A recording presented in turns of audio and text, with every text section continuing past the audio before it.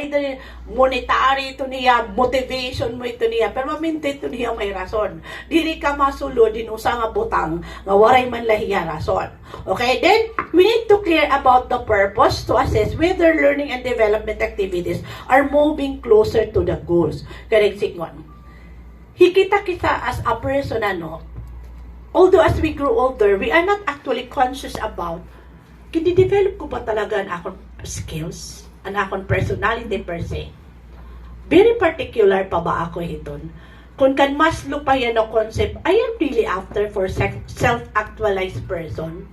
Diba? Gusto ko ba talaga maging self-actualized person? Ano ba talaga akong need? Ano ba talaga akong gusto? Danay, unconsciously, pero nakikita yan imo effort.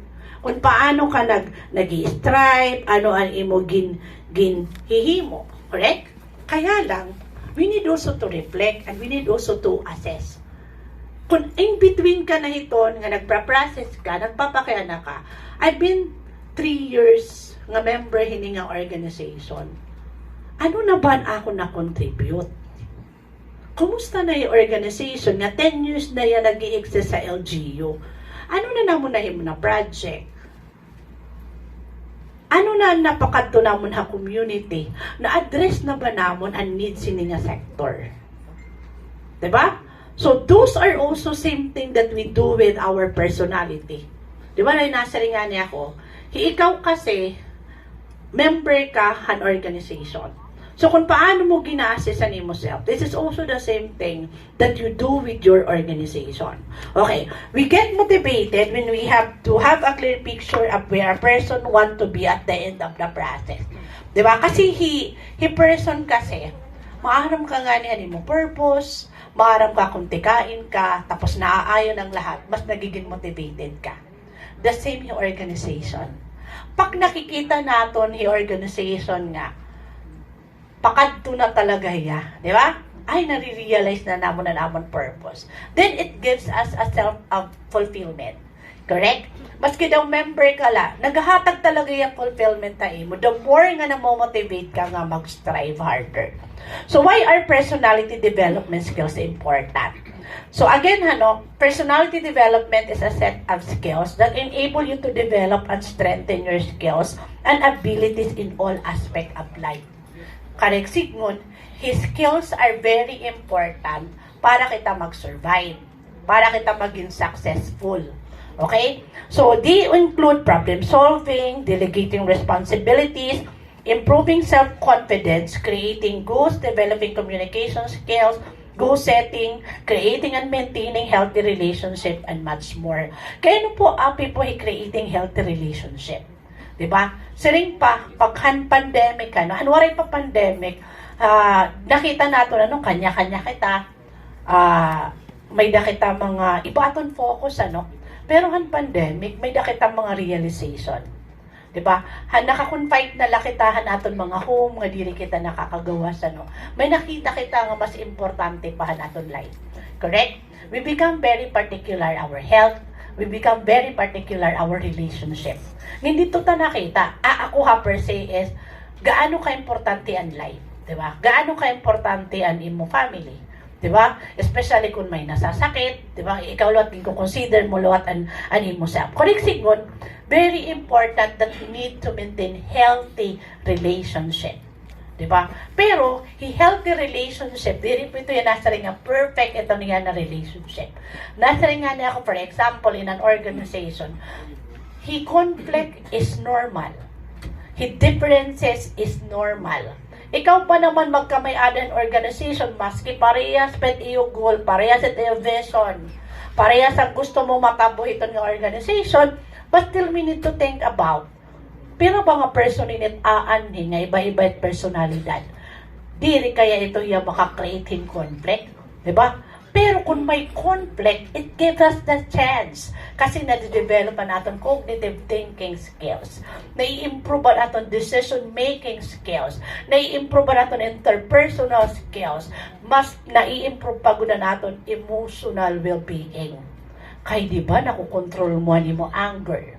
Na-deliver mo mo anger in a right manner. Diba? Ay, pwede nga yun ako mag-isog nga diri ako naguliat. Correct? Pwede ngayon ako mag-express na akong feelings nga di ako nakakasakit. And those things actually, nahinanabula ito if we are member of an organization or nagdi-deal kita in person. Okay, sige, next.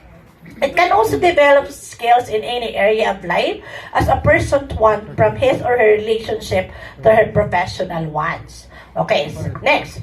These skills can also help become the person they always wish they could be and help them grow professionally and personality. Kasi di ba, maski man kita may edad na, may napagyap kita mga gusto sa buhay na matabok. Aminan nyo. Maski nag-retire ka na, may gusto ka lagyap na giniim. Kaya ka nga ni nag-member in organization. Because you wanted to share your vision to your organization. Correct, di ba? You wanted to share your goals to this organization. You wanted to represent this sector to the LGU. Ganun na tatong purpose eh. Hipinoy kasi, ako nabilib ako, Hipinoy talaga makabayan, di ba? Napansin niyo?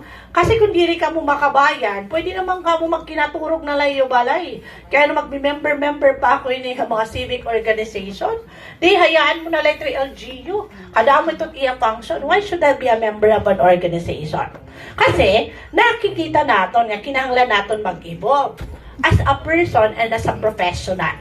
Next is that one of the major benefit of personal growth and development skills is the ability to identify and achieve goals. Diba, nasa rin nga ako, kita, maski nagtatrabaho ka na or humang ka na magtrabaho, di rin na undang itatong goals in life. Damot aton gusto. The moment may nakita na accomplish, may naiisip na luwat kita. Diba? As in sinisering, hindi rin kagad busy kay damot larga hindi mo utang. Or bored ka, nga damot pa hindi mo naiisip. Okay, sige. Then personality development training will also teach an individual how to work for self-development skills into their everyday routine so they can naturally propel these values into their life and use them to accomplish their goal. So, yung personality development skills or the development of our skills, di nila ito niya para aton consumption. It is actually for common good. Kasi kung enhance ang imo skills, mas damuan imo na bubuligan. Mas nakaka-contribute ka in success ito sa nga organization. Correct signon. It always starts from the self. Kung how productive you are, how you know yourself better, ngayon maaram ka mo potential, maaram ka na mo skills. Tanan nga imo susudlan nga organizations, you are also contributing that factor. Diba? Sige, sunod. So skills again is an important to identify. We need to know our strength and we need to know our weaknesses. And then we need to think about ano ba na areas of weakness ang ako nag-i-improve para yung maging strength. Correct sigon. His skills kasi regardless strength niya or weakness, these are two skills nga kinahanglan naton taganhin focus. His weakness dapat ma-strengthen ta. His strength dapat ma-enhance ta. Along the way, our weaknesses becomes also our strength. Diba? His weaknesses, these are opportunity for us to grow. The weakness of your organization is the opportunity for the organization to become successful. Kasi kung too perfect ang iyong organization, magaano man ka mo, mas magiging chill la ka mo ngayon, relax la ka mo. Kasi wari ka mo nakikita nga loophole, wari ka mo nakikita nga strength for improvement.